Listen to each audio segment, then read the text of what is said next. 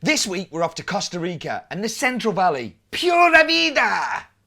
My name is Steve Layton, and I travel the world finding amazing and delicious coffee for you to drink at home. Some make coffee difficult to understand and complicated, but here it's my job to make it easy and fun and tell you what's in my mug. So this is the 4th year of working with this Oasis Wonderwall of a coffee, and we're finding out more about the farm every time. We first cupped it in 2013, where had tiny bit of information on the farm, and actually the farm and the mill didn't have a real name. They hadn't been selling to anybody. We were the first buyers, and we've kind of developed that with them. I've been lucky enough to visit the farm on my trip to Costa Rica over the past 4 years, and every time I go, I find out a little bit more information. And every time I go, the relationship gets a little bit stronger, and Carlos gets to know a little bit more about us. When I first cupped this coffee, I met Carlos in the export office of the guys we work with there, and it was about 10 minutes after I'd cupped the coffee, and I'd absolutely fell in love with it. It was just one of those coffees that sang to me off the table. I can remember the moment as I cupped it, and I just had to have it. Following this ensued the worst ever buying negotiation I think I've ever had. So I said to him, "How much do you want for this coffee?" And he replies, "Well, how much do you like it?" And I said, "Well, I like it a lot." He says, "Then I'd like a lot, please." After that, Carlos kind of like was ushered away by some grown-ups, and the grown-ups took over the negotiations for me at the exporters and made sure that I didn't give up my house, my car, my life savings, my pension plan. But what we did agree was that we would reward Carlos with a far better price than he's ever got before, and that we would work for the long term and agree a long-term payment structure. As I said, back then, the coffee was just called Carlos Arrieta, because that's all they'd got. And now we're kind of going forwards. We've got a mill name and we've got a farm name, which is fantastic.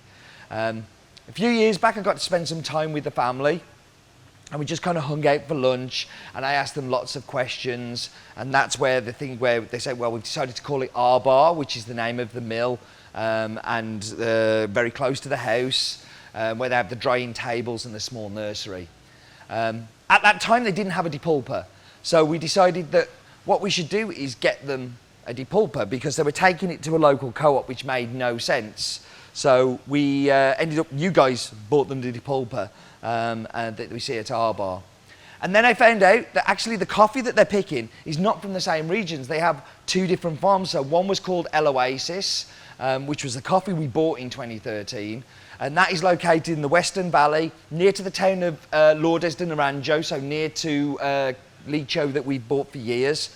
It's around about 1,600 metres above sea level, contains mostly Catura, with a tiny, tiny bit of Villasarci, with plans to plant some more micro lots in the coming years. And they produce between 700 and 1,400 kilos a year, so tiny, tiny farm. Carlos runs the farm with his wife, Maria Isabella, Jessica, his daughter, Karen, his daughter, and then Stephen, and then Jose Ignacio. And they've all worked on the farm together for 15 years, not processed as a coffee since 2014. Before that, was just picking coffee and selling to the local co-op. Previously, he hadn't been able to present it to a buyer like me because there weren't exporters helping him find his way to market. Whereas what Exclusive have done has been able to introduce us to him, manage the relationship, and mean that we can go and see Carlos every year. So why don't we go and cup it?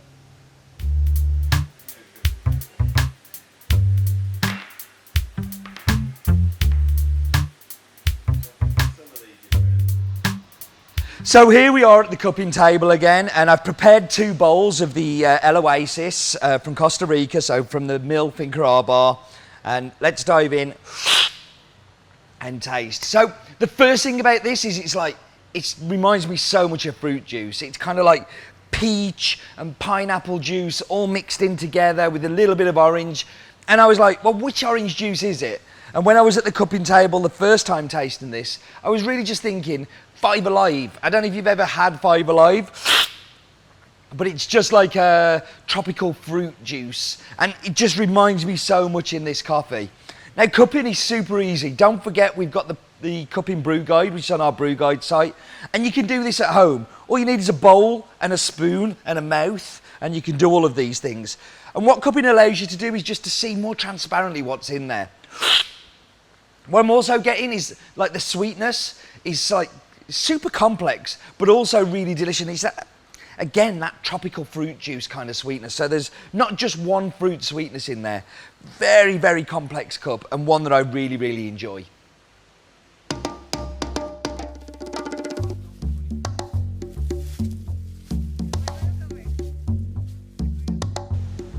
Oh, my beauties, grow. Oh. Hello, I'm Alejandro Leighton, the coffee farmer, and I'm going to tell you a little bit about Costa Rica. So the year 2000 saw a change in the way that coffee producers could process their coffee. Formerly, they'd relied on delivering their cherry to large mills who would mix the coffee into super big lots and then lose all of the provenance and history of the coffee. But the development of the micro mill led to producers taking control of the marketing of their own coffee and adding that provenance and introducing more traceability. And using innovative processing means that we have innovative cup profiles.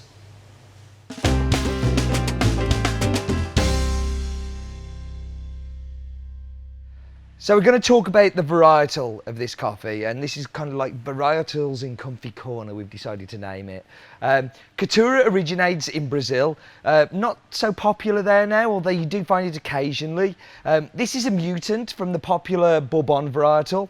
Like Bourbon, it shares many of its negative aspects, so it's not very pest resistant. It can be very difficult to grow, but its big plus is its higher yield than Bourbon. Over 200 kilos per hectare bigger yield than Bourbon. Its other bonus is that it can be used in high density planting areas, as many as 10,000 plants per hectare, where normally it's around about 6,000, and as little as 1 metre apart, so you can really cram them in. Its other big plus for people picking it is it's a dwarf varietal, so it's much easier to get there. You haven't got to be reaching up high. Typical cup characteristics are low body, bright, with a very sweet profile. It has links to Bourbon, which it's a mutation of, and is also very similar to Villasarchi and Pacas. Loyal subjects, your king does decree. Go watch this brew guide, and you shall make the best Chemex in the world. Hello, and welcome to another of our brew guides. This time, we're looking at updating the Chemex. Now, you know I'm the king of Chemex, and I know all the best ways to get the best out of your brewer. But I've changed some of my thinking since we last spoke, so here's the updated one. Also, you can now get metal cone filters, so we're going to look at the changes here too. Now, you're going to need some things. First of all, of course, a Chemex, some Chemex papers or your metal cone filter, a kettle, some coffee beans, some scales, a cup, of course a grinder, and a timer. Step 1. Fold your paper into a cone and place it in the Chemex. Alternately, add the metal filter. In both cases, wash the filter through with water.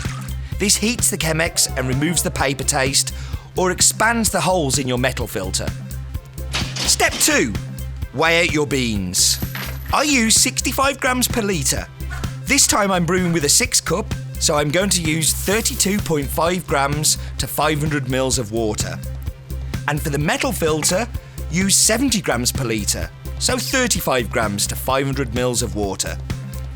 Step 3. Grind your beans. For the paper filter, grind somewhere between filter and cafetiere, so it feels like coarse to fine sand between the fingers. For the metal filter, go a little coarser, more like cafetiere. Step 4. Empty out the water that's been heating your Chemex and add the coffee to the cone. Step 5. Place your Chemex on some scales to brew. Weighing water is much more accurate than by eye. For the paper filter, place around 125 grams of water at approximately 95 degrees C and wait for 30 seconds. Then add another 125 grams of water and wait 1 minute. Now add 125 grams of water, wait 30 seconds before adding the final 125 grams of water. For the metal filter, pour 100 grams of water every 30 seconds until all the water is added. You're aiming for the whole brew to be through in 3 to 4 minutes. Over 3 minutes is okay, but if it gets to 4 minutes, remove that filter, even if there's some water left. If the brew is too slow, coarsen that grind, and if it's too quick, fine it.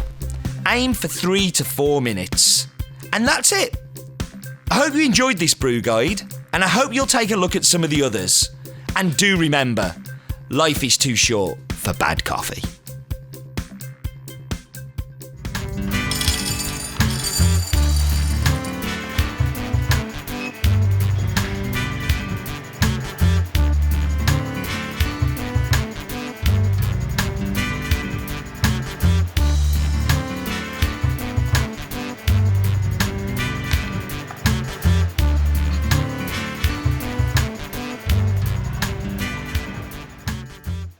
One of my favourite brew guides. One of the few that we've updated as well, so it's a big favourite.